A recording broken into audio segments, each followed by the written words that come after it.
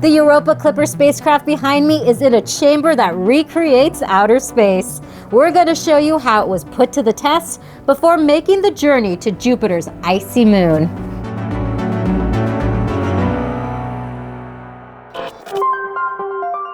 Built in 1961, this 85-foot tall, 25-foot wide space simulator has tested deep space missions like Voyager and the Perseverance Mars rover. Tony's team had to get it ready for Europa Clipper. Europa Clipper spacecraft had to be transported from a different building on lab to this building. This is a very, very narrow facility in a very small space to get a very large spacecraft into the chamber. 3, 2, 1, all stop! We've been planning this for almost a year or more to get all of the moves choreographed down to where people were going to stand to get the spacecraft from this hallway in through this chamber.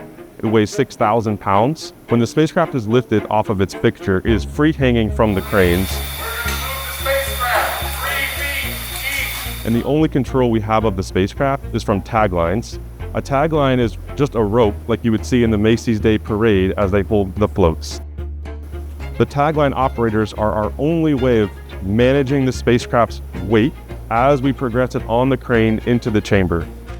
It's a very large team that works on this. It really shows how well we've bonded together to be able to do something like this over just a few days. Once the door is closed, there are pumps in the room that pull out all the air from this chamber. That gives us the vacuum we need to replicate space. The walls, as you can see, are all black and there are pipes running down the walls. All of those pipes will get flooded with liquid nitrogen, which cools the space down to about minus 130 degrees C. The chamber takes up to 3 to 4 trucks of liquid nitrogen every day to make sure this chamber stays as cold as we need it for the duration of the test. Europa Clipper will be in the chamber for over 2 weeks.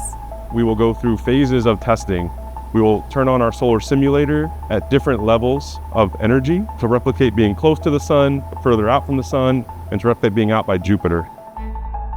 3 floors below us are 37 lamps that illuminate up through a beam, through the wall of the chamber, up to a 25-foot mirror up in the ceiling of the chamber that collimates the beam of light down back onto the spacecraft. That light replicates the sun and the solar energy coming from the sun when we're on orbit. Once we're in environments for the test, the systems team will power on the vehicle and test out different instruments to make sure they're operating correctly. By the end of this test, we hope that the spacecraft is ready for its journey to Jupiter and it can survive the temperatures on its way out to Jupiter and Europa. I've been on this a very long time, many years spent on this spacecraft, so I'll be very happy, very excited, very sad to see it go, but we want to make sure it's successful when it gets to Jupiter, and we want to make sure it can do its job correctly.